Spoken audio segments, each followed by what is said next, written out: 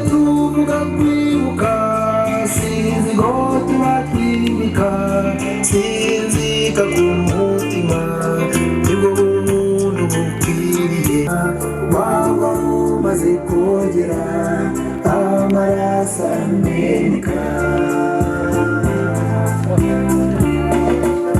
Abayobozi mwese muteraniye aha ngaha ndabasuhuje mukomere. Nitwa Rurangirwa Eric, nge musangiza w'amagambo muri gahunda yo kwibuka Jenoside yakorewe Abatutsi ku nshuro ya 30.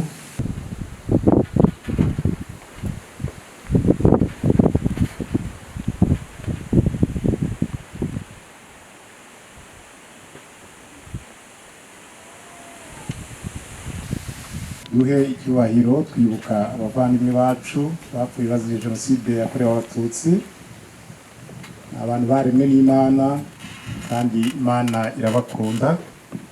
Muri aka kanya rero turagira ngo tubasabire kandi dusabire ubuyobozi bw'igihugu cyacu kugira ngo bukomeze burambe, kunga ubumwe, twubake igihugu cyiza kinogeye uwo ari we wese.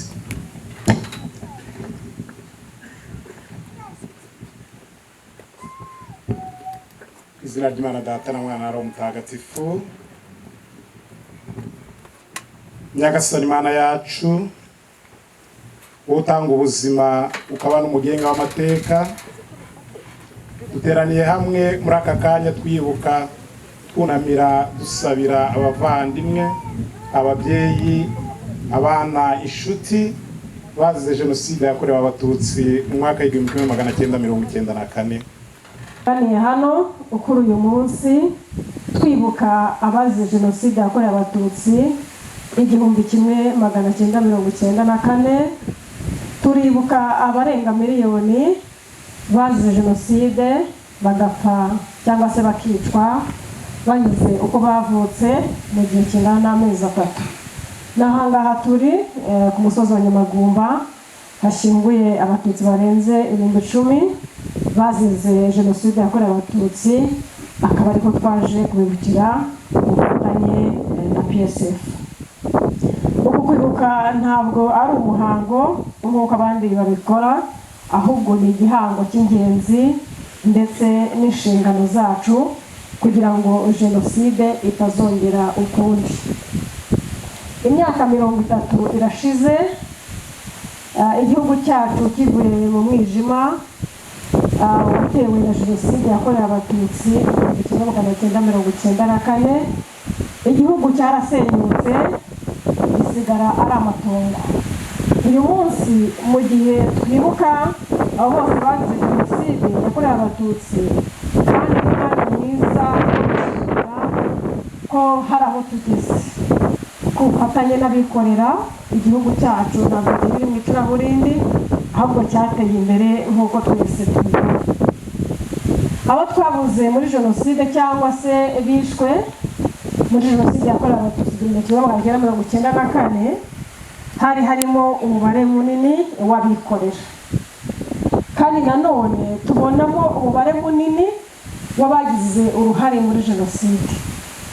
Ibi ndabigarukaho mvuga ko bagize uruhare mu gushaka ibikoresho, ndavuga imihoro, amahiri ndetse n'amamodoka yabo abari no mu bikoresho bitwara abagizi ba nabi cyangwa se abicanyi kugira ngo bice Abatutsi. Nanone turashimira abikorera uburyo tumaze gufatanya n'igihugu cyacu mu kwiyubakira igihugu cyacu. Tukaba dushima imyaka 30 ishize igihugu cyacu ari cyiza, hari iterambere tugezeho. Ndabigarukaho mvuga umuhanda tumanutsemo, ibi byose tubifashwamo n'abikorera. Abo twabuze muri Jenoside yakorewe Abatutsi navuze ko harimo umubare munini w'abikorera bishwe kandi bazira ubwoko bwabo. Ntabwo babonye ko batari muri politike, ahubwo bishwe bazira ubwoko bwabo kandi barikoreraga. Kandi nanone ikintu cyiza cyase ni umwanya wo kwibuka by'umwihariko tuzirikana ikivi basize batushije kuko bari abashoramari bari bafitiye inyota ndetse bafite igihango cyo kuzazamura igihugu cyabo mu iterambere mpuzamahanga. Mu gihe twibuka aya mateka mabi igihugu cyacu cyanyuzemo, ni umwanya mwiza kuri twe wo kureba no guteza cyangwa se no gutera ijisho kureba aho igihugu kigana, kureba uruhare rw'abikorera muri jenoside ntishobora kwirengagizwa cyangwa se ntishobora kongera kurushishikariza ko rwakongera kubaho. Abana bacu bagomba kumenya amateka, ndavuga abikorera ndetse natwe turi muri gahunda za leta bakorera leta. Dukwiye kwibutsa abana bacu amateka y'ibyaranze igihugu cyacu, bagakura bazi neza yuko amacakubiri yaranze abanyarwanda, cyane cyane kuvangura bishingiye ku moko, yuko badakwiye kuyashyigikira, ahubwo tugafatanya nk'inzego za leta ndetse n'iz'abikorera, kandi tugashyira hamwe kugira ngo dutahirize umugozi umwe, twubakire igihugu twifuza. Urugendo rw'igihugu cyacu mu kwiyubaka rugaragarira kuri twese. Tugeze kure mu kwimakaza ubumwe n'ubudaheranwa bw'abanyarwanda, kimwe n'ibindi bikorwa by'iterambere igihugu cyacu cyiyemeje. Iri terambere rigaragarira mu gihugu hose, rigamije imbere cyangwa se riyobowe imbere na nyakubahwa perezida wa repubulika wacu Paul Kagame, ari nawe washishikarije abikorera gutinyuka bagashora imari yabo mu gihugu cyacu ndetse n'abagituyemo imbere, kugira ngo twibakire igihugu cyacu twifuza biteba amata n'ubuki. Uyu munsi tugashishikariza abikorera guhuza imbaraga mu ntara yacu y'Iburengerazuba ndetse no gushishikariza abo mu bindi bihugu by'ibituranyi guteza imbere uburenganzira bwa muntu, kwimakaza ubumwe, ubudaheranwa, kurwanya no gukumira ingengabitekerezo ya jenoside uko yagaragara kose. Mureke dufatanyirize hamwe gushimira ingabo za RPF Inkotanyi zafashe iya mbere zigatanga ndetse zikagira zimwe zigomwa, ari naho uyu munsi turaza cyangwa gufatanya n'abikorera kugira ngo abamugariye ku rugamba bongere bahabwe agaciro mu buryo bwo kuremera amatungo. Ni umwanya mwiza wo kwibuka igihugu cyacu dufatanyije na RPF Inkotanyi zaritanze zitanga mu buryo bwose bushoboka. Turabashimiye, turashimira uburyo bahetse jenoside nta kindi kintu bari bafite, ariko twebwe dufite ubutunzi. Icyo dusabwa nk'abikorera ndetse n'izindi nzego ni uko dufatanyiriza hamwe, tukunganirana, tugashyira hamwe ubutunzi bwacu, tukubaka ibyasenyutse. Nk'uko turi kwishimira ibyagezweho mu myaka 30, bitubere umusemburo w'ibyiza, bitubere umusemburo wo gusigasira ibyagezweho ndetse no kuba ijisho ry'ibyagezweho, kandi nanone tugakumira uwakwifuza kongera kutubemo amacakubiri ndetse no gusenya ibikorwa remezo. Twebwe nk'akarere muri rusange turashimira ko mwahisemo akarere kacu ka Rutsiro kugira ngo uyu muhango ubere hano. Igikorwa cyiza gitangiye mu rwego rw'intara yacu y'Iburengerazuba. Turashimira iyi ntambwe muteye kugira ngo twibuke abikorera bazize jenoside, nanone kandi dushishikarize abikorera kugira ngo batere intambwe ifatika, twiyubakire intara yacu y'Iburengerazuba ndetse n'igihugu muri rusange. Mu rwego rw'akarere cyangwa mu rwego rw'intara turabashimiye cyane. Mu gusoza ndongera gushimira byimazeyo nanone urugaga rw'abikorera mu ntara y'Iburengerazuba uburyo tugiye gutera intambwe tukaremera abamugariye ku rugamba. Iki ni igikorwa cyiza kizadusigira urukundo, kandi twifuza ko cyazaramba cyangwa se kigakomereza no mu tundi turere, kugira ngo dushishikarize abikorera kugira uruhare mu gusigasira ibyagezweho. Reka mbashimire kandi dukomeze kwibuka twiyubaka. kugira ngo twibuke abacu bazize jenoside yakorewe abatutsi. Ndavuga ngo igihugu cyadutwaye kuko na mbere habagaho ubwicanyi bushingiye ku byo vangura ry'amoko, ariko umuntu niyo yaburaga uwe cyaraziraga kugira ngo agaragaze ko umuntu amwibuka cyangwa se amushavuje, kuko yitwaga ko ari umwanzi wapfuye cyangwa ari abanzi bapfuye. Muri 1994 rero, nk'uko umuyobozi w'akarere amaze kubivuga, igihugu cyacu cyaguye mu icuraburindi, bikaba abatutsi basaga miliyoni, kandi mu gihugu cyose, kandi ku buryo bumwe, ku buryo busa.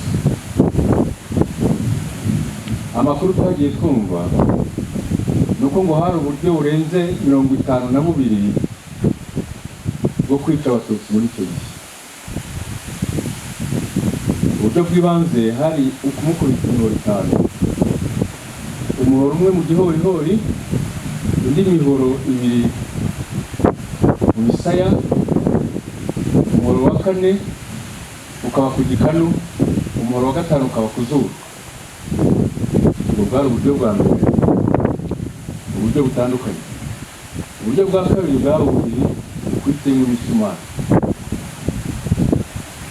Uburyo nanone bwa rusange bwari umupanga nk'uko nabuvuze, ariko wowe mwahuranyije rimwe iyo mihango igakurikiraho. Kandi ukubata rero mu myobo za wese, zaba zuzuye cyangwa se zigitukurwa, hari n'abo bagurira kwitukurira, nabo baje kujya mu mazi mu buryo butandukanye, ariko abicanyi bari barabwize babugeza kuri 50.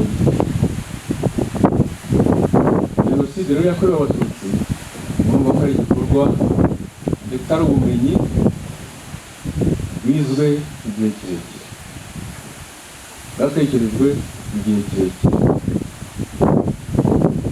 Tuvuga ko byatangiye muri 59.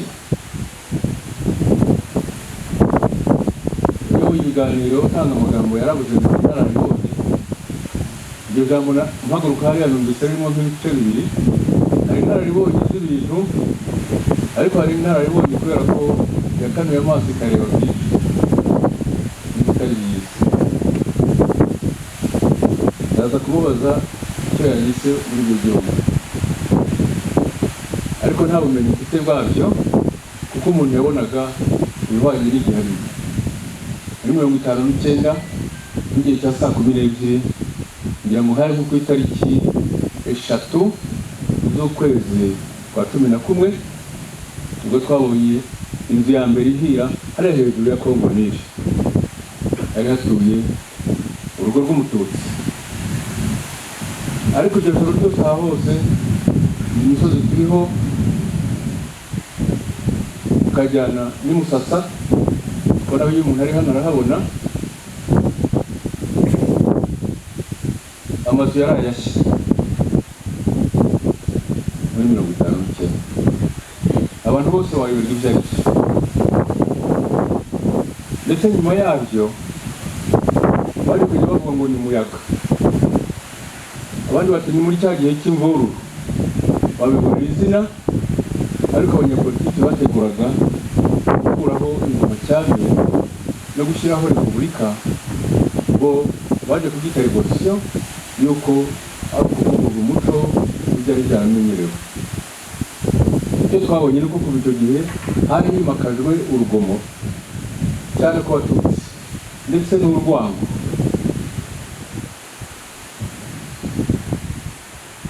Ubwo nibwo byatangiye bisa nko guca akagozi, ubwo ibintu biratangiye. Kuva icyo gihe muri 59 rero, Umututsi yabaye bagiye kuri nyuma y'abandi, ndetse bamwe bakajya babaza abandi bati n'Abatutsi hari igihe bakoze iki.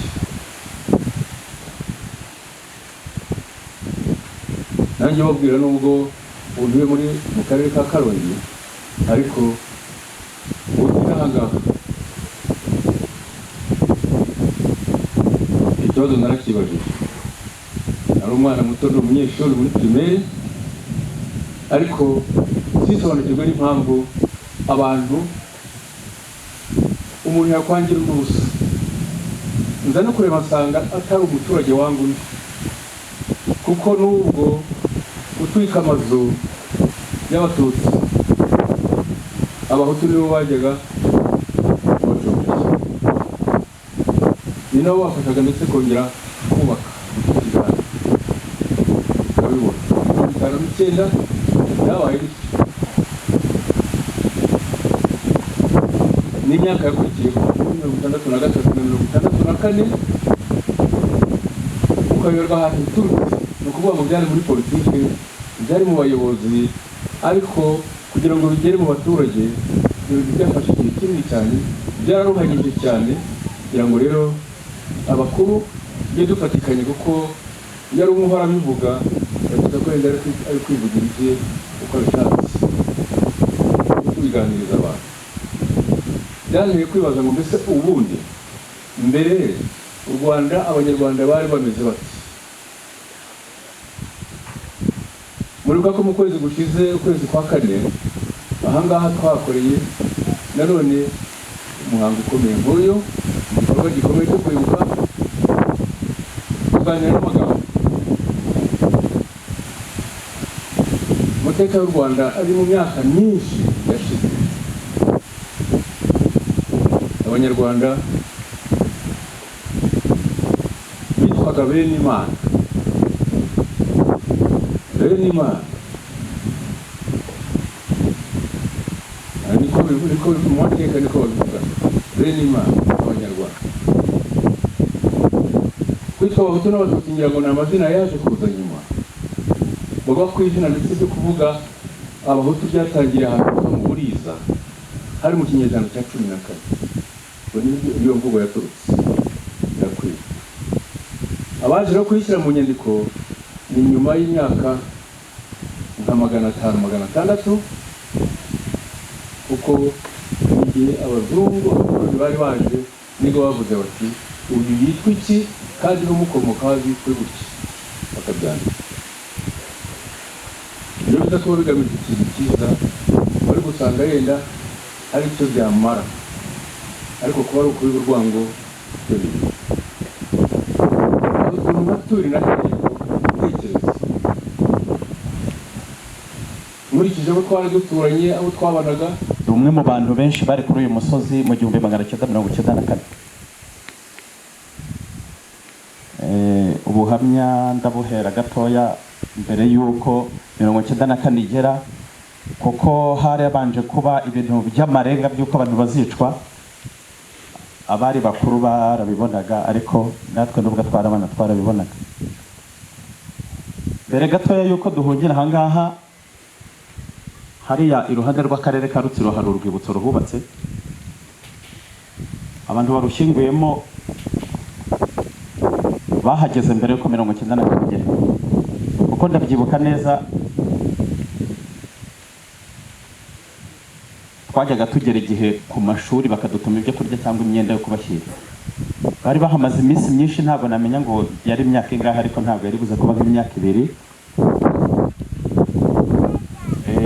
Bari bamenenganishijwe baturuka mu bice bya ruguru bisubira mu Rukiga ruguru rwa Rutsiro. Bari abagogwe bo muri ibyo bice byo ruguru.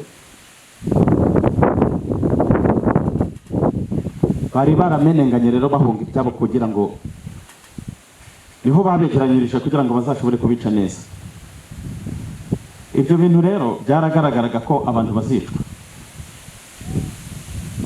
1994 igeze, iwacu twari abana 10 na papa na mama. Ubu tuvugana turi abana 2, abandi bose barishwe bicirwa kuri uyu musozi. Kuri uyu musozi twajyaga kubona tukabona ibitero biturutse aha haruguru mu Bamonyo. Hari abantu bitwa Bamonyo baha haruguru. jenoside ijya kuba abantu bari barabanje kwiremamo amagurupe, ugasanga agatsinda k'abantu kitwa izina runaka kaziranye, uhereye kuri abo bamonyo, abitwa baduri, abitwa badage, n'abantu benshi babaga bafite amazina azabaranga kugira ngo bitandukanye n'abandi. Ibitero rero byamanukaga muri uriya muhanda umanuka haruguru, ni ahantu hagaragara ibiri habona neza, nk'uko umubyeyi Abimana Mathias bivuze kuva ku itariki icyenda abatutsi bose bari bamaze kugera kuri uyu musozi, yaba abaturutse aha hafi aha tureba, abaturutse za Murama, abaturutse za Mushobati bamwe na bamwe, cyangwa se n'abandi bose babaga baturutse muri ibi bice byo hakurya ahangaha za Kayovu, bose bari bamaze kugera hano. Ku itariki icyenda haje ibitero by'abantu bakeya, baraza basanga hano naho abantu bafite uko biyoganije, kuko baturutse ruguru iriya tubari, uwitwa Rusitaza Forodo bamuvuzeho, afata abagabo bari barimo basa naho basobanutse bafite n'imbaraga, nibo babaga bari imbere. Barazamukaga uko uno muhanda utambitse munsi y'urwibutso bakajya guturuka hariya aha hano harambuye hagana, ubwo natwe tukabasanganira hepfo aha tubatera amabuye. Bo babaga bafite intwaro zose, amabuye barayabonaga kuko aha hose hari umusozi wuzuye amabuye, bafite imbunda, bafite amagerenade, bafite za ntamongano, ubona ko ibintu byaba ari ibintu biroruganize, byateguwe, bifite uko byateguwe. Nk'iminsi ibiri ya mbere nta mbaraga nyinshi byari bifite, n'uwabibonaga wese yagira n'umutima uhunga, yaravugaga akaba ntacyo badutwara, kandi koko niko byagaragaraga. Umunsi wa gatatu ugeze, ndabyibuka icyo gihe twaheraga mu gitondo nka saa 3 turwana, bakaruha nka saa 9 wenda saa 10, bagafata inzira bakagenda bagataha. Umunsi wa bwaca bakaruha nabwo bakagenda gutyo.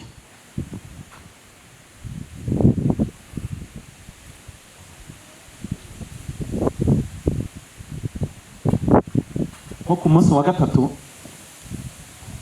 bazana ibitera ahangaha,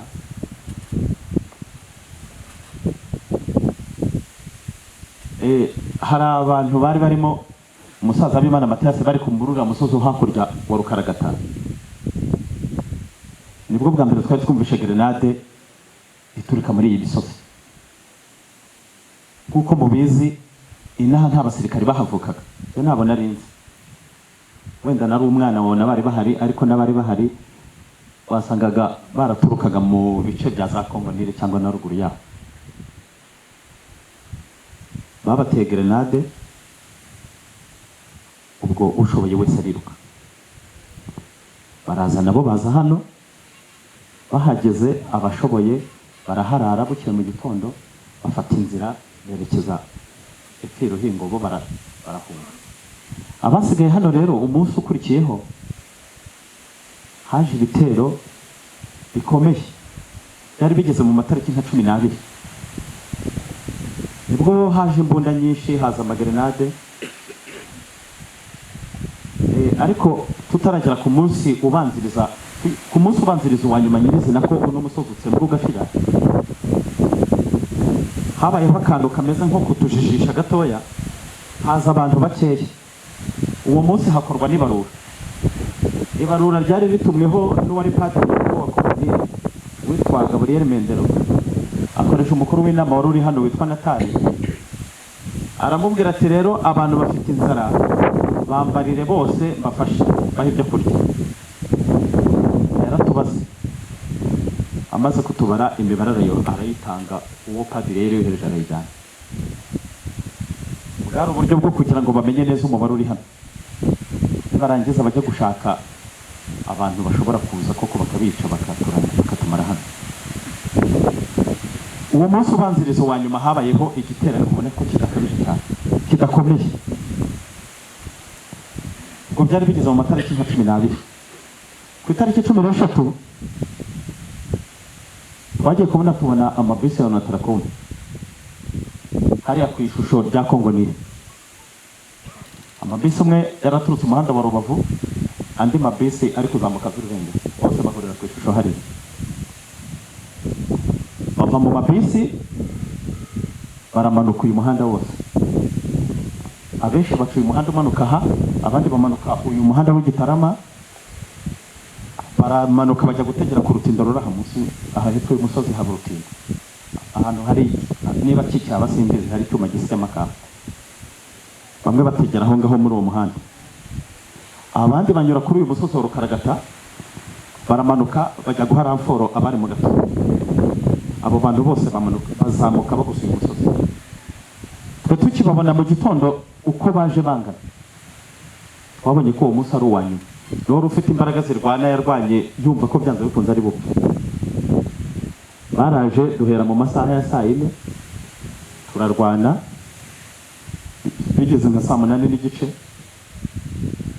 basa naho nabo bananiwe. Abananirwaga basubiraga inyuma, hakaza abatarwanya, nabo bakaza bakarwana, bananirwa bagasubira inyuma, hakaza abandi batarwanya. Bari benshi bishoboka, ariko baturasa, ariko batera amagerenade. Babaga banyuze ku mazu yose yari ari kuri iyi misozi bagakuraho inzugi,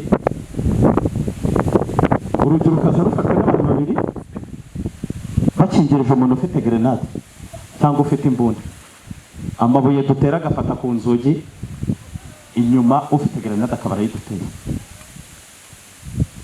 Bararwanye bigeza nka saa 9 n'ubundi basubira inyuma bajya hara hepfo mu mpinga, basa n'abakoze inama bundi bushya baragaruka.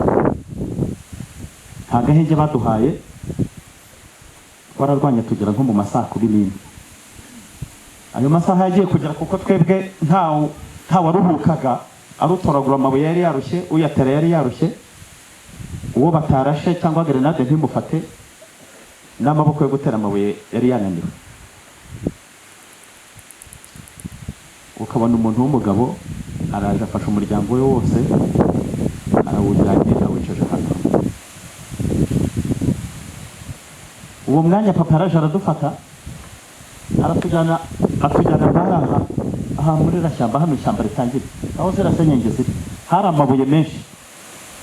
Aratwicaza aratubwira ati mwicare twese tugwe hamwe hano. Turicara, ubwo abantu bose bari bamaze kwicara, buri wese bari kumutemera aho yicaye. Yewe navuyemo ndiruka amanukira inyuma y'igiti, ya hepfo aho ino misozi ihuriye hasi mu mugezi, hariyo umugezi, hariyo urugano, hariyo umugano munini niba ugihari simbizi. Narahageze ntekereza kuwujyamo hejuru,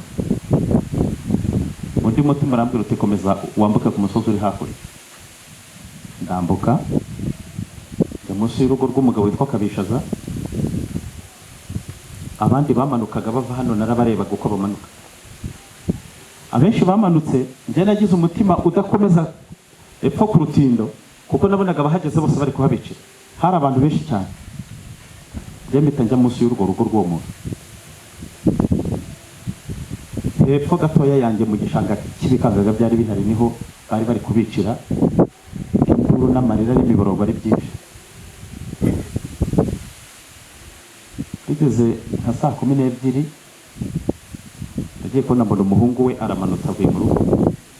Hari ahantu hari insina zigera nko muri 3 cyane, n'ahantu hari ubutaka butagira ikintu kihamera, ariko Imana yari yarahamejeje izo nsina kugira ngo nzazihishemo. Hari harimo insina imwe yaguye muri izo nsina, ndagenda nyiseseramo. Yari iri hejuru y'inzira, ari abavuga hano bahunga, ari n'abavuye inyuma bavuye kwica abantu batahaga muri biriya bice by'ikiringo, bose banyuraga munsi gato yaho narindi hari bavuga ibyo bavuyemo, bitwa ba Severini, bitwa ba Ruzuye n'abandi. Kubwo amahirwe n'indi gusenga Imana ntiyababwari bwije cyangwa imvura ikagwa. Ubwo bwagendaga bwira, mbona burije, mbonye bumaze kwira gatoya mvamo ndatambika nkomeza hari mu bihuru, ndakomeza ndagenda njya aho twari dutuye naho ni munsi gatoya y'uyu musozi, ndagenda ndahazenguruka. Umutima umwe warambwiraga ngo ni impagume, undi mutima urambwira ngo ni impabe. Ndahava ndagenda njya ku mugabo witwa Tegekimana Theoneste, ngezeyo akimbona arambwira tuje kuntera agahinda k'iki. Icyo namubwiye nti nta gahinda nje kugutera, nje gutwara uyu mwana twabikije ahangaha, hari mubyara wacu twari twaramuhaye ngo nabona inzira zamushyira iwabo hari igitesi. Ati buri hano. Ako kanya tukivugana ibyo ngiye kumva numva imirindi inyuma y'inzu ye, nawe ntabwo yamenye aho nyuze. Nakase kunze we mba ngiye inyuma mu makaba, bahaza ndi kubumva abo bantu, hamaze akanya baragenda. Ngeze nka saa mbiri ndagaruka, ndamubwira nti uwo mwana tugenda. Ati oya, ati buretse tubanze turaho ibi bintu bigana. Bigeze mu masaa 11 arambwira ati rero genda. Inyuma yiwe hari ibintu by'amavetiveri, nanjye nari mbizi ko bihari. Hageze nsanga barabitema, ntekereza aho ndi bwihishe ndahabura. Ndagenda njya mu bihuru byari aho ngaho, hari hahinze n'ibishyimbo, nguma muri ibyo bishyimbo kwayo manywa. Bigeze mu masaa 5:15 haba hakumanukiye umwana wari ufite nk'imyaka nk'icumi. Mu mubanda ahangaha hari ibisheke byinshi, hari harimo abantu bari kubica babisahura. Uwo mwana nawe niho yajyaga, arambona, twari tuziranye, twigaga ku kigo kimwe cya Kibingo. Ndavuga nti nkomera nkiraha abaza kunshaka arabereka aho nyuze. Navuye mwaho ngaho nihishe mutera ibuye aramanuka ajya kubwira bari mu bisheke, bazamuka biruka bazana n'imbwa. Ndabyibuka izo mbwa bazanye zari zo mu rugo rw'uwitwa Antoni, zizanywe n'umuhungu we. Barahageze basanga ndahavuye, naratambitse gato negera hirya y'inzu. Imbwa ziraza zirirukanka, iyo umuntu atarageza ku gihe burya nta kintu aba. Zirahirukanka, niba baratekereje bati ibisheke bishize mu kajagi, basubirayo basubira gusahura ibisheke. Uwo munsi ndavuga nti Mana umbabarire bwire, nibwira se ndi burarina. Buracya buke burira bwije, n'ubundi ndagenda ngiye gufata uwo mwana. Uwo mugabo arambwira ati ariko ibyo ari byo byose abantu bari kwigwa, abantu ibintu byo kwica bigiye kurangira, nganga n'ubugumye. Namubwira nti oya, mpereza uwo mwana mujyane, ningera iwabo nzamenya ibizakurikiraho. Umwana yaramumpaye, turambuka tuva ahangaha muri iryo joro mu masaa 3:30, duca haruguru muri aka gahiga twambuka ku musozi wa Rukaragata hakurya. Ubwo nari mfashe inzira ngiye Gitesi. Twaragiye tugera ku musozi wa Sure, aramuka tugera ku mashuri ya Sure. Ariko mbere yuko tugerayo hari nijoro, kuko kuhamenya nabyo byari bigoye. Icyo narebaga yari amagereveriya yari kuri Sure ku mashuri, ayarebera hejuru hari ku kwezi. Ndagenda ngezemo hagati inzira ndayibura, tugaruka ku musozi wa Rukaragata mu masaa 3, ntakisha inzira neza iri bungeze Sure. Mu mutima wanjye nibwiraga ko nindenga ahantu hari umuntu ushobora kuba nzi.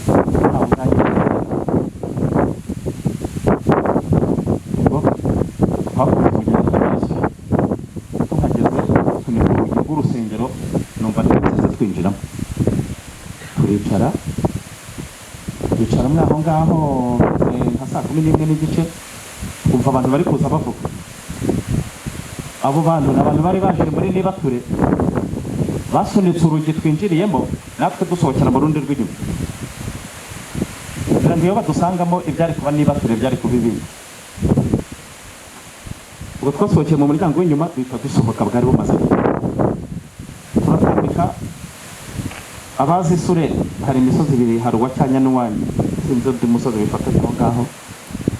Turamanuka, urugo rwa nyuma twahingutseho ngo tugera hari ishyamba, twasanze nyiri urwo rugo hahagaze afite igisuture mu ntoki n'umupanga. Ati muravayo mukajya he? Umwe urambwira ngo nivuga ko mvuye hano Kibingo, nari nambaye imyenda yuzuye ibitaka by'inombe, arabona ko ncitse hano. Ndamubwira nijye mvuye kuri wowe. Atuvuye kwani?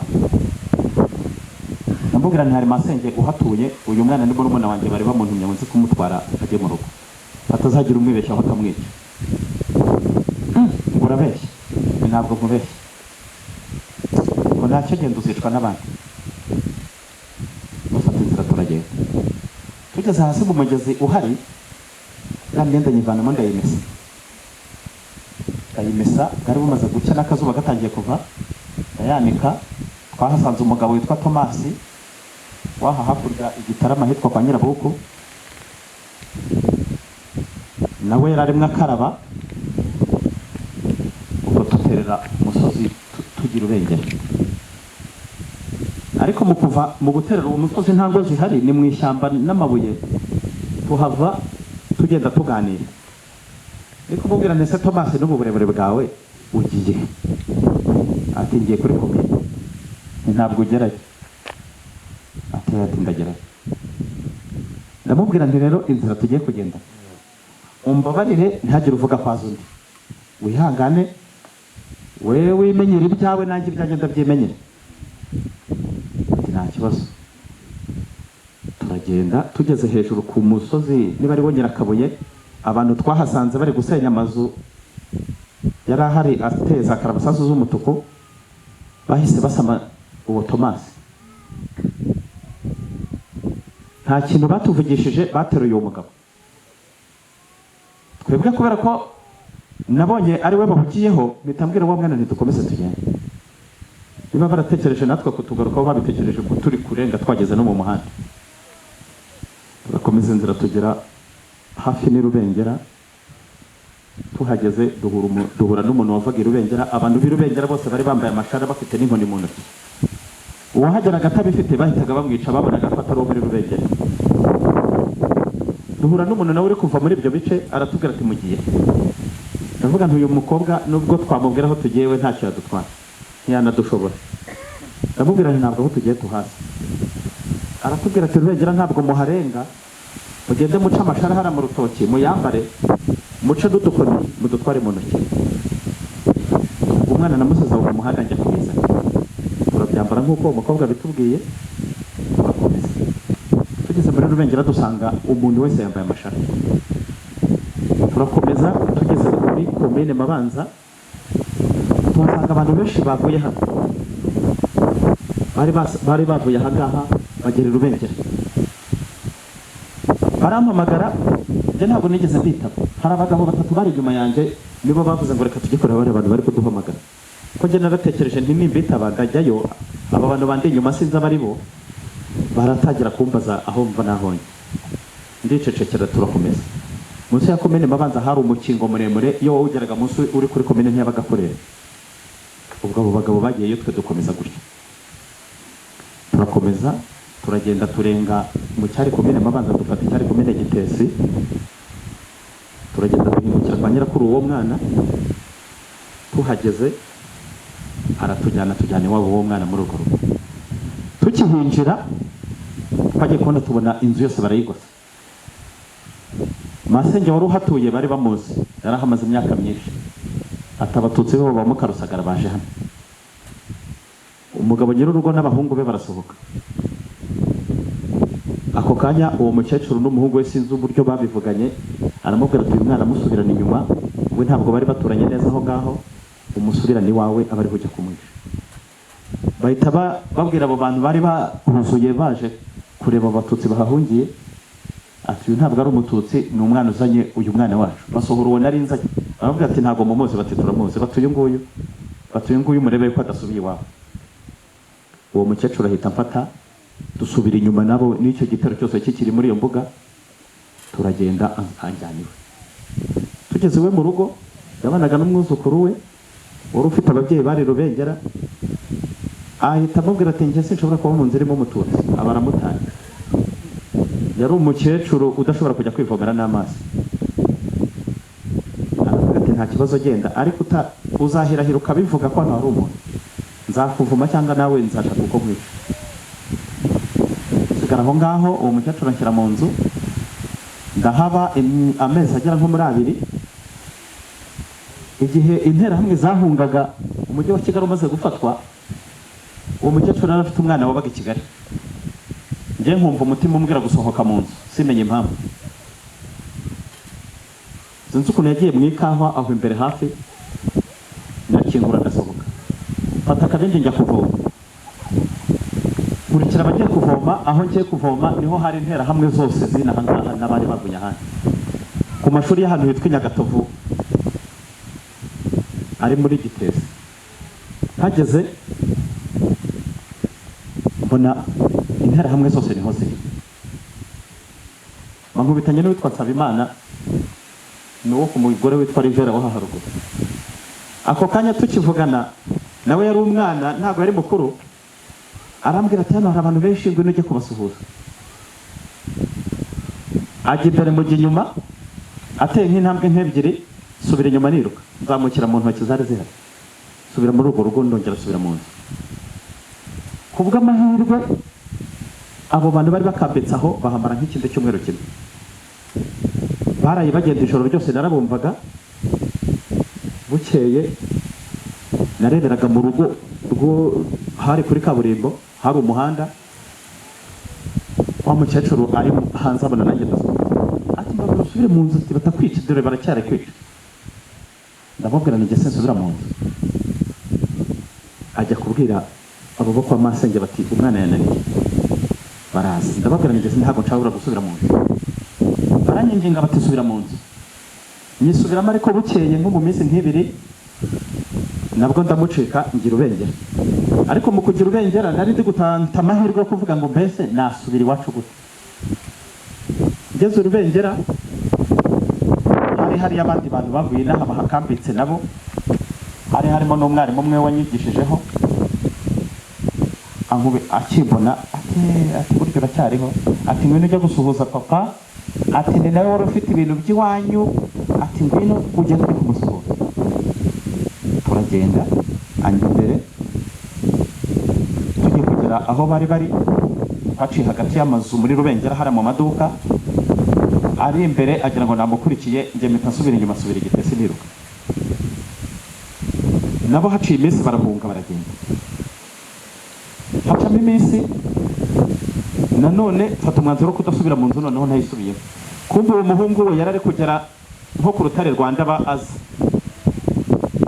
Haciyemo nk'iminsi nk'ibiri baraje, aza ameze nk'intare yakomeretse, ahagera afureka, umutima utangira kubwira ati dore icyatumaga nguhata kuva muri iyi nzu.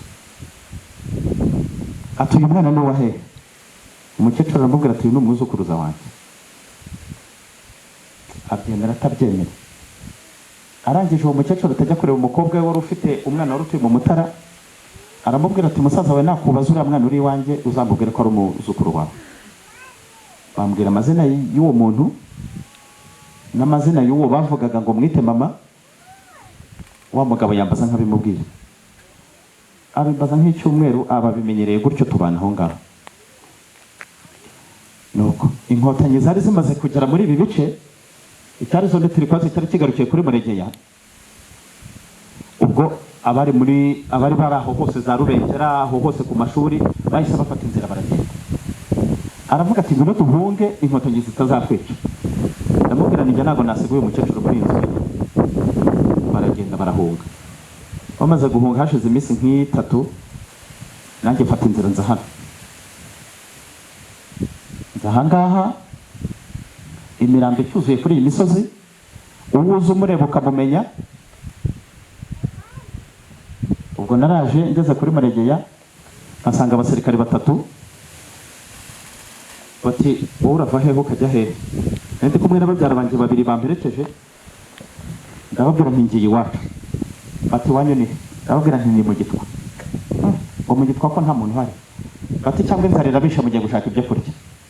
Ndababwira ni inzara ntabwo itwishe, ngiye kureba iwacu niba hari undi muntu wahasigaye. Uko bari batatu, umwe yavuyemo, baragiye baravugana aho bari bari mu nsina, umwe araduherekeza. Turaza tugeze aha, mbere y'uko ngira ikindi nkora nazamutse kuri uyu musozi. Imirambo yari yuzuye aha hose, nabo bari bagejeje gushyingura, kurenzaho agataka yabaga ari nko muri santimetero 30. Nabazengurutsemo, umuntu wa mbere namenye ni mushiki wanjye nakurikiraga. Uyu mushiki wanjye nawe yavuye aha, ariruka bamufatira ku muhanda uri aha hepfo, abitwa banza bw'iroshya n'abandi bari kumwe nawe, bamukorera ibyo bamukorera, barangije bamushinga igisuture mu maguru gihinguka mu mutwe, birirwa bamuzenguruka ndetse ngiye ku kagari. Ahari akagari ka Bugira n'ubundi hari serire Bugira. Nyuma yaho sinzi uko bamugejeje aha ngaha, nageze hano ndahamusanga. Niwe muntu namenye yari ari hara hejuru y'urwibutso rwubatse. N'abandi umuntu yagendaga amenya, uwo wari uzi waramumenyaga. Ubwo ndamanuka njya hariya hasi, hariyo uwitwa Isakari Senyenzi. Yagiye kubona abana ndahingutse, n'uwo musirikare nabo bana babiri. Arambwira ati uyu we twari tuzi ko ari hano. Umusirikari adusiga aho ngaho, asubira iriya hirya aho yavuye kuri Muregera.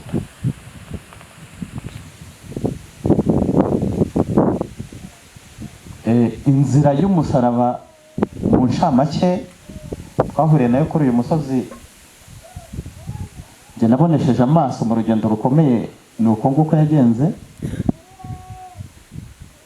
Ndashimira Imana yuko ntabapfira gushira. Ndashimira Imana yemeye yuko nubwo ababyeyi bacu n'inshuti n'abavandimwe bapfuye, ariko hasigara n'ubuhamya bw'uko ntabapfira gushira. Ndashimira ubuyobozi bukuru bw'igihugu cyacu bwashyizeho uyu mwanya wo kugira ngo tujye twibuka abacu bishwe muri Jenoside yakorewe Abatutsi, tubunamire, tubaha agaciro bambuwe. Ngashimira ingabo z'inkotanyi zemeye gutanga ubuzima bwazo zikaturokora. 30 irashize batugize abantu, twongeye kugira uburenganzira bugenda mu gihugu. Imyaka 30 irashize, abari abana ubu turi abagabo. Batangiye no gushibuka, agahinda kari kuduherana ntabwo kakiduheranye, kuko natwe dufite impamvu zo kubaho. Ngashimira abanyarwanda b'umutima bashyize ubuzima bwabo mu kaga, bagakingurira bamwe muri twe amazu yabo tukayihishamo, babizi neza ko badusanzemo nabo babica. Niyo yaba yaraguhisha umunota umwe, nubwo yaba yarakubonye ntagukomere, uwabikoze icyo gikorwa Imana izamuha umugisha, kuko usibye no kugukomera nawe yashoboraga kukwica. Ngashimira rero aho tugeze ni heza,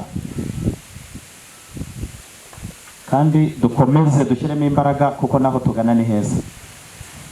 Dufite icyizere yuko nta mpongano z'umwanzi zari kuri uyu musozi, amacumu n'imihoro, imbunda n'amagerenade bitazongera kugaruka byica bene gihugu nk'ibyo twabonesheje amaso. Ngakomeza kwihanganisha abacitse ku icumu, mukomere. U Rwanda ni urwacu, ni urw'abanyarwanda. Ntabwo tuzongera gusubira mu masenga no mu bihuru nk'uko byatugendekeye.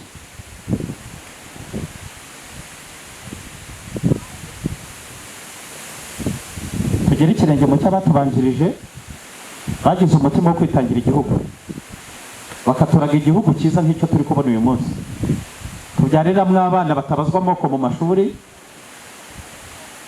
bajya ku ishuri bakiga, amasaha yo kwiga yasoza bagataha amahoro, ntawe ubabajije amoko ya base na ba nyina. ntawe ubaremeyemo umutima wo kugira ipfunwe mu bandi. Ngashimira ubuyobozi bwagize umutima wo gutekereza kuza kuri uyu munsi aha ngaha. Imana ibahe umugisha. Ibi bituremamo icyizere ko dushyigikiwe, dufite impamvu zo kubaho. Uyu musozi w'ucirwaho abantu uyu munsi tukaba tutagaruka kwibuka abahiciwe, amateka yaho yari kuzima. Ariko ubuyobozi bwiza dufite uyu munsi butureberera kandi budufitiye icyerekezo cyiza, Imana ikomeze bushyigikire kugira ngo n'abana turi kubyara bakurane umutima wo gukunda igihugu, nabo abo bazabyara bazavukire mu gihugu cyiza nk'icyo turi kubona, cyangwa kinaruseho aho kiri. Ndabashimiye rero, dukomeze kwibuka twiyubaka. Umuryango wibuka mu karere ka Rutsiro ufashe umwanya ngo dushimire urugaga rw'abikorera ku rwego rw'intara ndetse bafatikanyije n'abo mu karere ka Rutsiro ku gikorwa gikomeye cyiza, aho nyuma y'imyaka 30 u Rwanda ruvuye mu icuraburindi rya Jenoside, ari ubwa mbere abikorera mu karere ka Rutsiro bo ubwabo bafashe umwanya mu kwibuka. Ni igikorwa rero gikomeye dushimira cyane, ni intambwe itewe kandi twizera neza ko itazasubira inyuma, kazaba igikorwa ngarukamwaka kubikorera nabo bakajya bibuka. Uru rwibutso rwa Nyamagumba bakomeje kuvuga rushyinguyemo imibiri isaga 10,438. Muri iyo haguye abantu basaga 9,600. Uko turi aha ni imibare ushobora gukuba inshuro nyinshi. Ni Emmanuel yatanze ubuhamya, yabivuga ukagira ngo ni nk'ibintu yanyuzemo icyumweru kimwe, ariko nk'uko twabyumvishe mu mezi 3, mu minsi 100 yaranyuze mu bintu bikomeye kimwe n'abandi batutsi. Abikorera rero ni ngombwa kandi turanabishima, twanabyishimiye ko mu gikorwa mu nshingano bihaye zo kwibuka abazize Jenoside yakorewe Abatutsi, mu kubaha icyubahiro babigize ihame. Nahoze nibaza kuri iryo hame bafashe nk'abikorera, nkuramo amahame 4 nge ubwanjye wenda nashingiraho, n'undi wese nawe yagira ibindi yongeraho. Icya mbere, Jenoside yahitanye benshi mu bikoreraga b'Abatutsi, bagakora ubucuruzi, ubwubatsi n'ubundi buryo bwose bwabafashaga kwiteza imbere. Ibyo bishobora kuba impamvu. Cya kabiri, abikoreraga cyane cyane abacuruzi muri icyo gihe nibo batije umurindi Jenoside, kugira ngo Nyakubahwa yayigeze abigarukaho. Batanze ibikoresho, imipanga, imodoka, ibintu bitandukanye. Amazina aremereye y'abacuruzi arazwi. By'umwihariko rero mu karere ka Rutsiro natwe ayo mazina arahari, haba mu byaramakomine agize aka karere. Impamvu ya gatatu,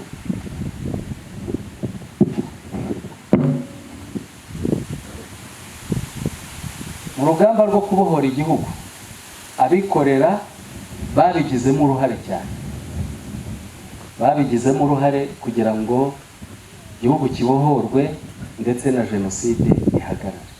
Impamvu ya kane ni uko mu kubaka igihugu nyuma y'uko gisenyutse nk'uko bakomeje kugenda babivuga, nanone abikorera babifitemo uruhare rukomeye. Izo ni impamvu enye wenda nge nashingiraho nkavuga nti ni ngombwa, ni ihame koko abikorera bashobora no gushingiraho bagira iki gikorwa ingenzi, ndetse gishobora guhora kiba ngarukamwaka.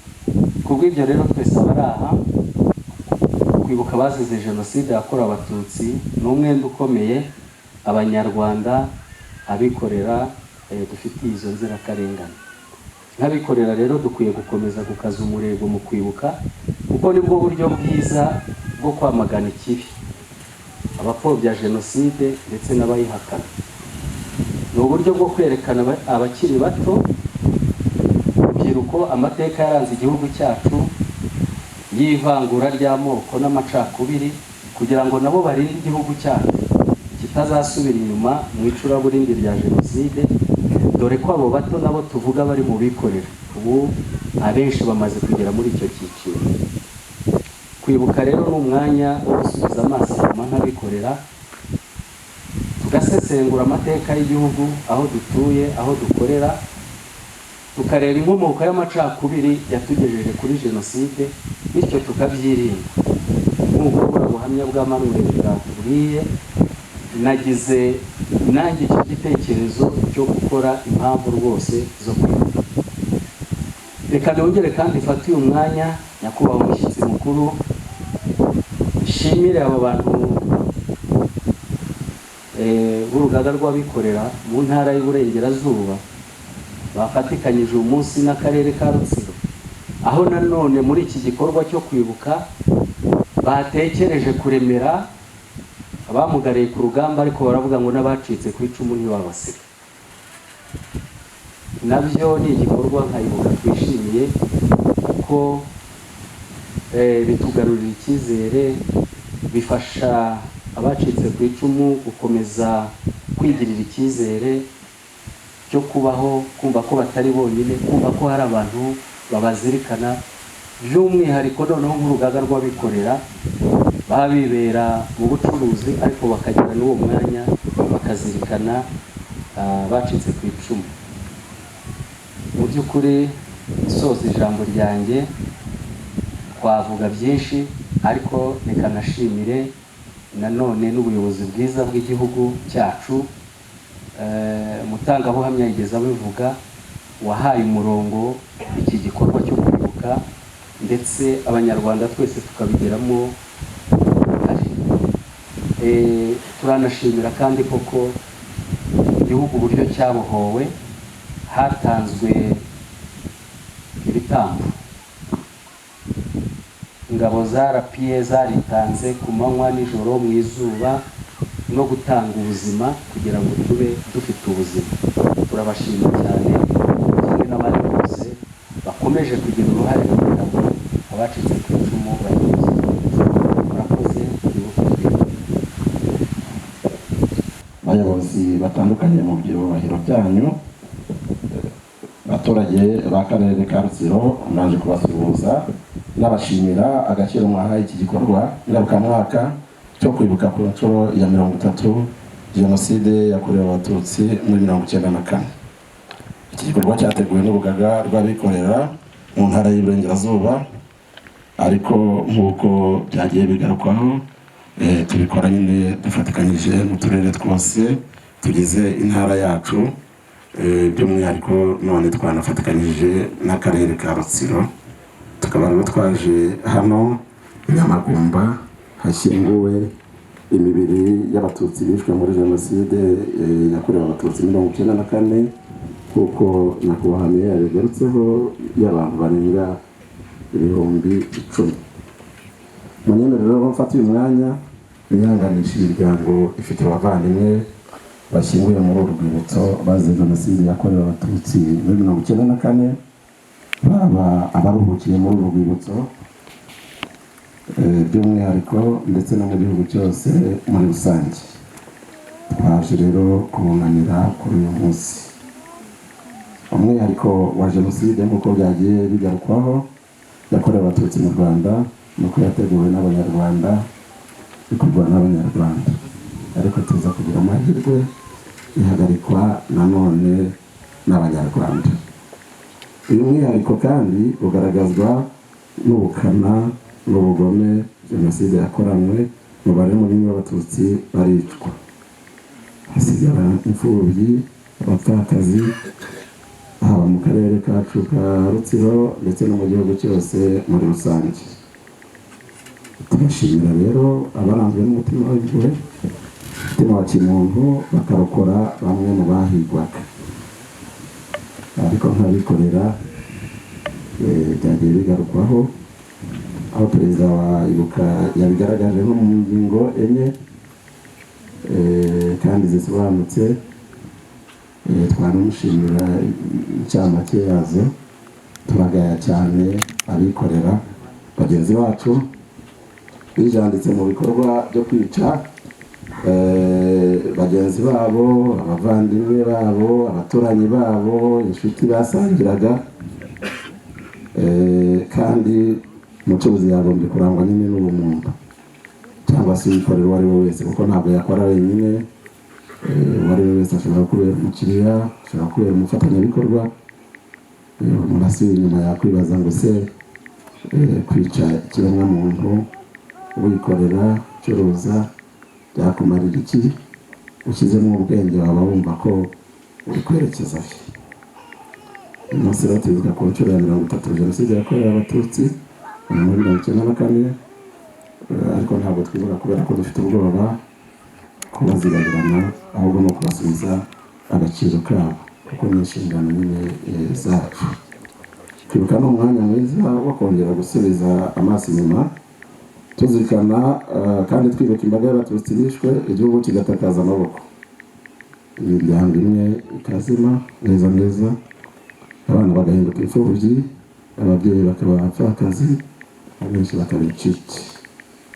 Twongera kuzirikana kandi ubuzima bwabo, indangagaciro zabarangaga, urukundo, ishyaka n'indoto batabashije gusohora. Ibyo bikaduha umukoro abasigaye wo gukora cyane kugira ngo dukore ahacu, ndetse tugerageze no kuziba icyuho dukorana habo. Tugomba kandi gukumira icyo cyo cyose cyatuma amacakubiri mu Banyarwanda yongera kubaho. Abikorera kandi tugomba gukumira no kurwanya ingengabitekerezo ya Jenoside mu buzima bwacu bwa buri munsi no mu mirimo yacu dukora buri munsi. Tugomba kandi kwigisha amateka y'igihugu cyacu abana bakiri bato, tukabigisha urukundo no kubaha ubuzima bw'ikiremwamuntu. Tugomba kandi kuzirikana ubwitange n'imbaraga zakoreshejwe ngo Jenoside ihagarikwe. Muri urugendo rw'imyaka 30 turishimira uburyo Abanyarwanda biteje imbere, cyane cyane muri gahunda y'ubumwe bw'Abanyarwanda. Turishimira kandi imiyoborere myiza y'igihugu cyacu itugeza ku iterambere ry'akarere kacu ndetse n'igihugu muri rusange. Twavuga nk'iterambere abikorera bidufasha mu mirimo yacu ya buri munsi, aho twavuga nk'imihanda, aho twavuga nk'amazi, amashanyarazi, amashuri mato n'ayisumbuye, za kaminuza, amavuriro ndetse n'itumanaho mu gihugu cyacu cyateye imbere. Ibi rero ntibyikoze n'umusaruro w'imiyoborere myiza itarangwa n'ivangura, ahubwo irangwa n'ubwitange no kwigomwa byinshi mu nyungu kunga no kubanisha Abanyarwanda. Turabishimira leta y'u Rwanda. Aha kandi turongera gushimira byimazeyo ingabo z'Inkotanyi zatanze ubuzima bwazo ngo zihagarike Jenoside yakorewe Abatutsi, zinarokore abishwaga. Ni inshingano itari yoroshye, ariko kubera ubwitange n'umutima ukunda igihugu babigezeho. Uyu munsi ufite umutekano usesuye, kandi turabizi ko nta mutekano nta terambere, nta mutekano nta bikorera. Turashimira rero byimazeyo nyakubahwa Perezida wa Repubulika Paul Kagame wayoboye izo ngabo, akaba na nyuma yo guhagarika Jenoside yarashyizeho umurongo mwiza wo gusana igihugu kikava ubuzima kikajya kikaba kigeze aho twongera kugira ijambo mu ruhando mpuzamahanga.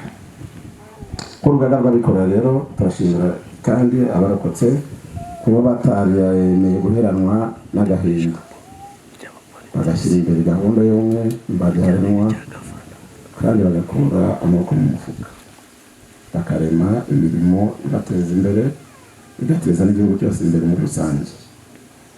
Bamwe muri bo uyu munsi akaba ari abanyamuryango b'urugaga rw'abikorera.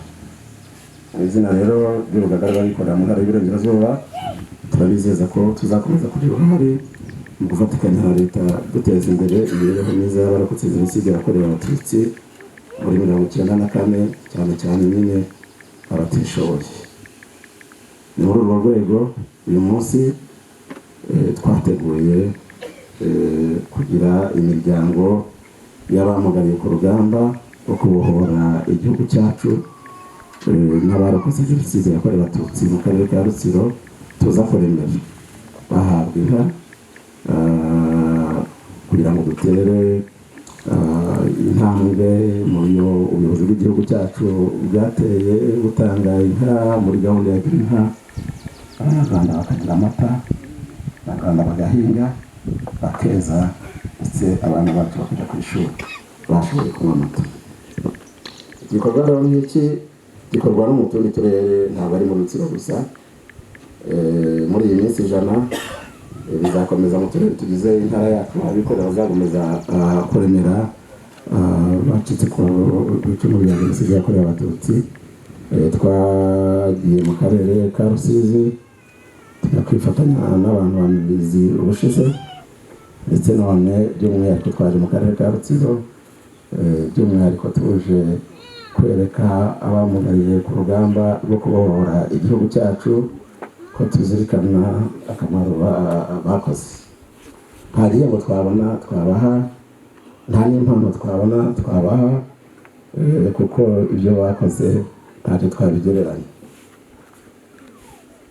Muri iyi minsi rero urebye muri rusange akarere kacu abikorera bazatanga inka zigera kuri 60. Reka rero tugaruke ku ngabo z'igihugu cyacu tugire ubutumwa dutanga twabwira ko mu rugaga rw'abikorera mu Rwanda twumva dufite inshingano zo kwibuka Jenoside yakorewe Abatutsi kandi tukanashima igikorwa ingabo zahoze ari za RPA zahagaritse Jenoside yakorewe Abatutsi. Ni inshingano zasabwe ubwitange kugira umutima wo gutabara abahigwaga bukware kandi byaba ngombwa bagatanga ubuzima bwabo kugira ngo barokore Abatutsi bicwaga ndetse banakure igihugu cyacu mu kibazo.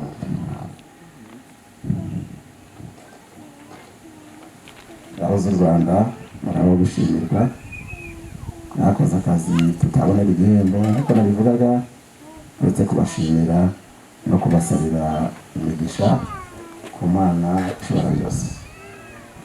Dufite ariko n'ubutumwa tuza guha urubyiruko rw'igihugu cyacu rwo Rwanda rw'ejo. Uyu ni umwanya mwiza wo gusaba mwebwe urubyiruko muteraniye hano n'abandi muhura muganira abavandimwe ku mashuri, bababwira ko twebwe urugaga rw'abikorera tugomba rwose nk'u Rwanda rw'ejo kubasaba kwirinda ababashuka, kuko u Rwanda rw'ejo bari mu maboko hari ababashuka abagoreka amateka yacu, ahubwo twese hamwe dufatanye gusigasira ibyagezweho no gukomeza kwiyubakira igihugu cyacu.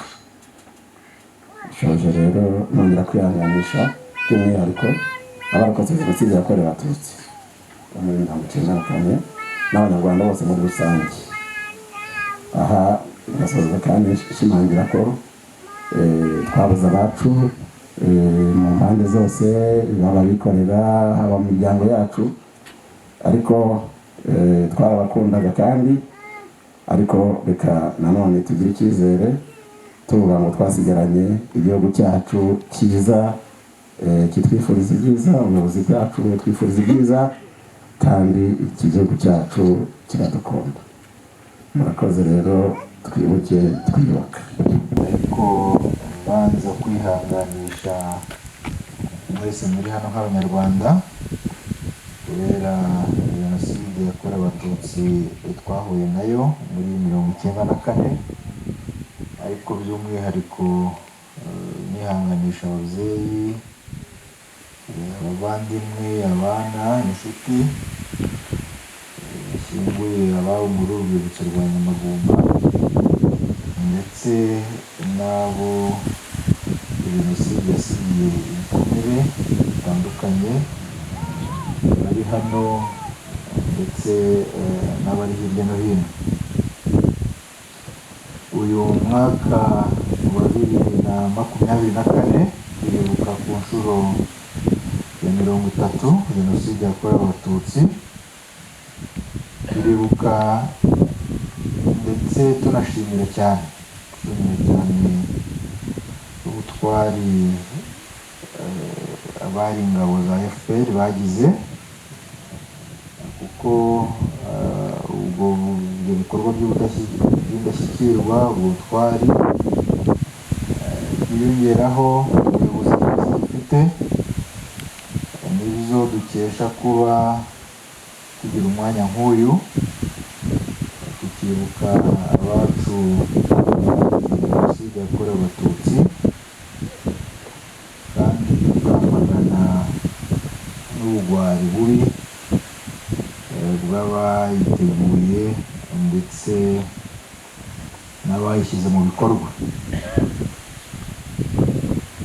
Jenoside yakorewe Abatutsi twibuka ku nshuro ya 30 muri uyu mwaka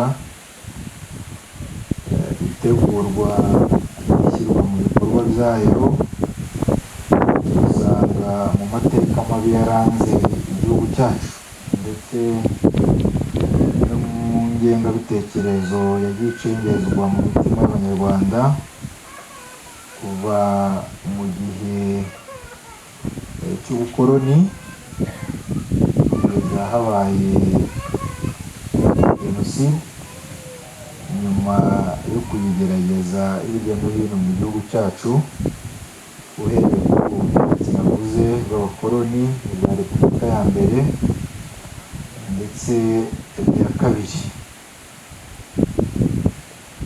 Nyamara amateka Muzehe Habimana yatubwiye atwereka ko Abanyarwanda bahoze babanye neza, bahoze bunze ubumwe. Bitera rero agahinda kubona babanye ibinyejana bigera ku 10, ubwo ni imyaka hafi 100, bubakana igihugu bagafatanya kucyagura no kukirinda ndetse no kugikorera, nyuma bamwe bakavamo bagahindukira abandi bakabica urupfu bishe, babishe twabwiwe inzira y'umusaraba twabwiwe na Emmanuel ndetse n'ahandi tujya twumva ubuhamya ndetse no mu ndirimbo bajya abahanzi badufasha kwibuka ibyo batubwira kenshi banyuzemo ndetse n'ibyo dusoma mu bitabo. Ntabwo wakeka ko ababikoze n'ababikorewe imbere bari abavandimwe babanaga neza. Uyu munsi rero twifatanyije by'umwihariko n'urugaga rw'abikorera kwibuka n'umwanya tuboneraho kwibuka ko mu Batutsi bishwe muri jenoside yakorewe Abatutsi harimo n'abikoreraga, ariko kandi tukagaruka no kuba abayiteguye n'abashyize mu bikorwa nabo barimo, ndetse ahubwo hakaba harimo n'abayitije umurindi. Kubikorera bagize uruhare muri jenoside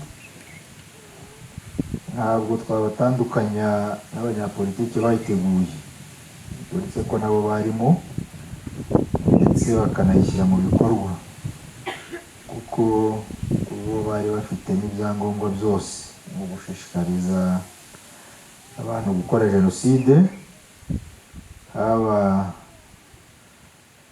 mu byo bari bafite, mu byo bari batunze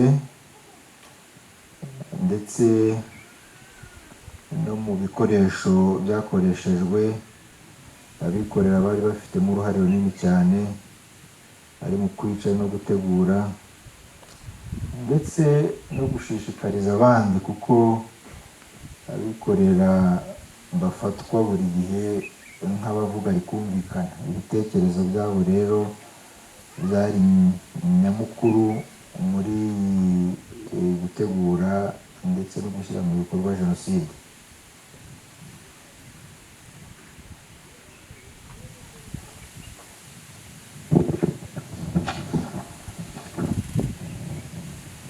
Umwanya nk'uyu twibutse abatutsi bishwe muri jenoside yakorewe abatutsi muri rusange n'abikoreraga by'umwihariko aha mu karere ka Rutsiro.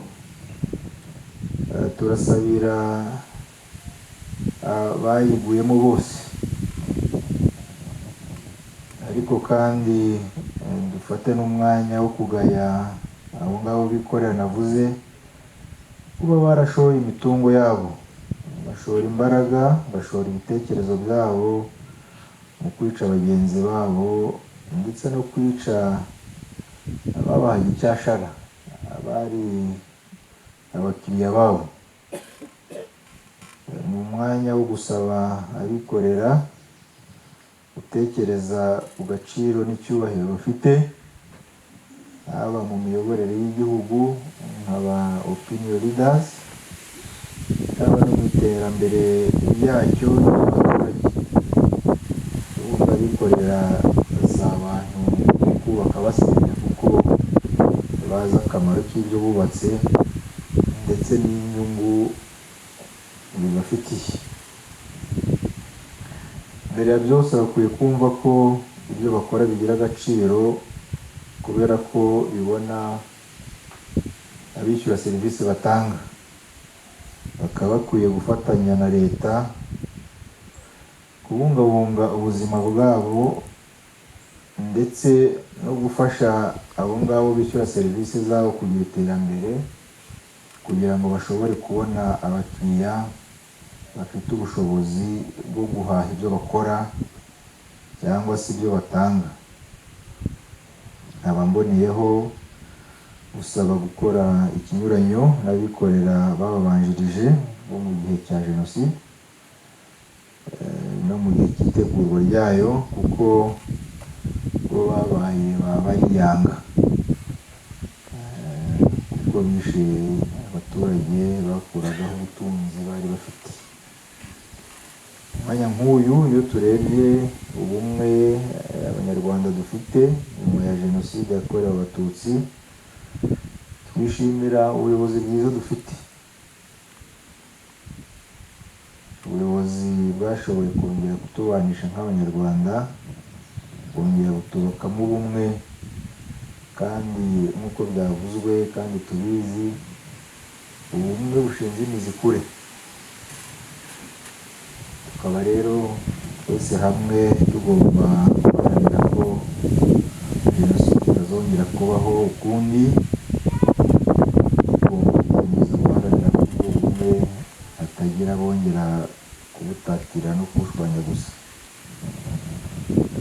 Ariko kutongera kubaho kwa jenoside bisaba ko tubiharanira, kuko nubwo tugeze kure hari abagifite ingengabitekerezo yo gukora jenoside, ndetse hari na bamwe mu baturanyi n'abo twitaga inshuti zacu kera bagize politike yabo gutanya, ndetse bagatekereza ko batanya bakageza no gutanya abanyarwanda, kandi tuzi neza ko batabishobora, ariko barabigerageza. Dukwiye no guhora tuzirikana ko tutagomba kwicara ngo tudamarare, ahubwo tugomba guhora twiteguye guhangana nabo bose. Ubumwe bwacu dufite inshingano zo kubahiriza hamwe uwo ari we wese waba afite igitekerezo cyo kugarura ingengabitekerezo ya jenoside, cyangwa se gupfobya jenoside cyangwa kuyihakana. Uwaba agiye bigaragaraho ivangura iryo ari ryo ryose, wakwiha kugoreka amateka cyangwa se guhohotera abacitse ku icumu rya jenoside yakorewe abatutsi, ubu ngubu dukwiye kumwamaganira kure, bamubwira ko nta mwanya afite mu Rwanda. Basaba rero urubyiruko kugira uruhare rukomeye mu kubaka u Rwanda rushya, kumenya amateka yaranze igihugu cyacu kugira ngo rushobore kubaka ejo hazaza bitandukanye buri gihe icyo ari cyo cyose. Turashima twese twari barokotse jenoside yakorewe abatutsi. Rero umusaraba Manuel yatubwiye amateka, Abimana Mathias yatubwiye n'abandi bagize umwanya wo kugira icyo bavuga, bereka ko abarokotse jenoside bageze kure mu kwiyubaka, kandi ntabwo leta y'ubumwe dufite izareka gukomeza kubashyigikira no gufasha abagifite intege nke gukomeza kwiyubaka no kwiteza imbere. Barokotse turashima ubutwari n'ububaho mufite bwo kwiyubaka, nk'uko bivuze ubuyobozi dufite bwatanze ihumure n'urumuri rw'icyizere kubera imiyoborere ya nyakubahwa perezida wa repubulika dukesha ibi byose. Abandi natwe rero dukwiye gukomeza iruhande rwabo, babarinda kwiharira ibihe bibi bikomeye, ariko kandi tugakomeza no gufatanya n'abashinzwe umutekano, natwe tukabarinda umutekano aho bari hose. Imiryango, inshuti n'abavandimwe barokotse, abari hano n'abatari hano, abafite ababo bashyinguye hano ndetse n'abaguye hirya no hino, turabihanganishije cyane. Uwiteka bakomeze kandi ababe hafi muri byose.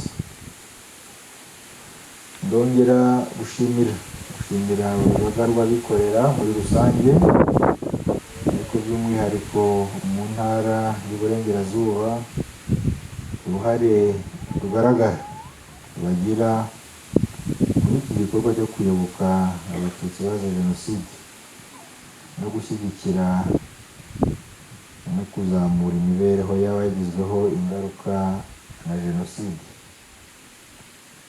Mu minsi ishize twari kumwe ubwo bibukaga abazize jenoside mu karere ka Rusizi mu Mibirizi.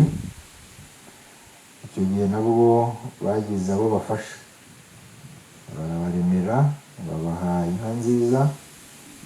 Uyu munsi twifatanyije nabo kandi hano mu karere ka Rutsiro, kandi nk'uko uhagarariye PSF yabivuze, mu bikorwa bikomeje. Turabashimira rero ko bagize igitekerezo cyo gufasha abamugariye ku rugamba rwo kubohora igihugu. Aba bakaba baritanze kugira ngo babohore u Rwanda, ndetse n'abarokotse tukaba tubikesha ubwitange bwabo.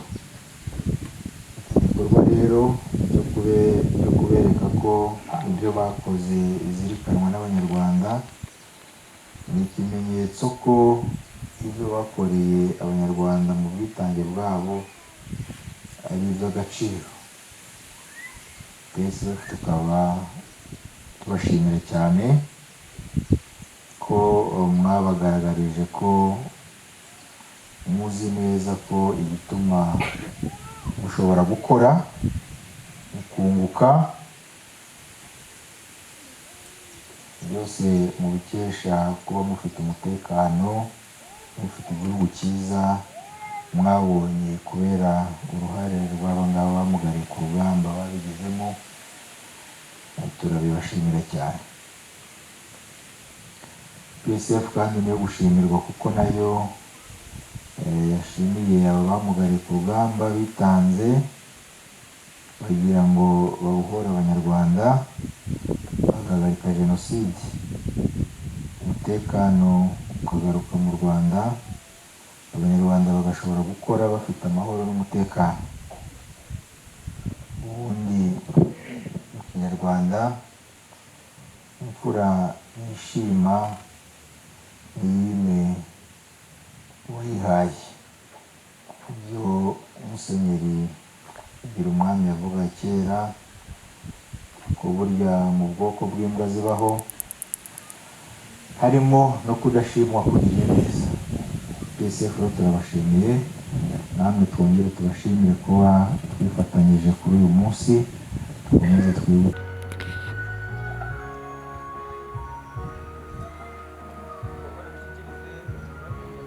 inama njyanama akaba na perezida wa PSF muri aka karere, umuyobozi w'akarere abo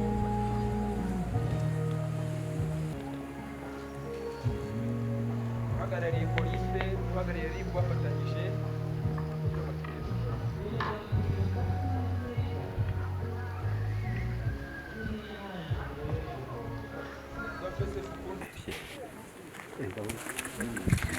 PSF